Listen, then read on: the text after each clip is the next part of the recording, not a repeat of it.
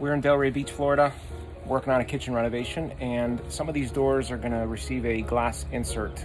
So we are going to cut the panel out and prep it for a piece of glass to be cut and installed.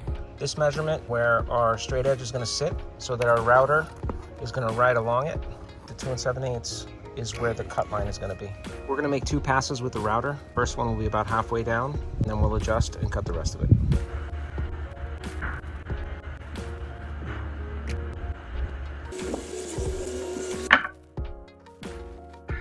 Be very careful when using a router.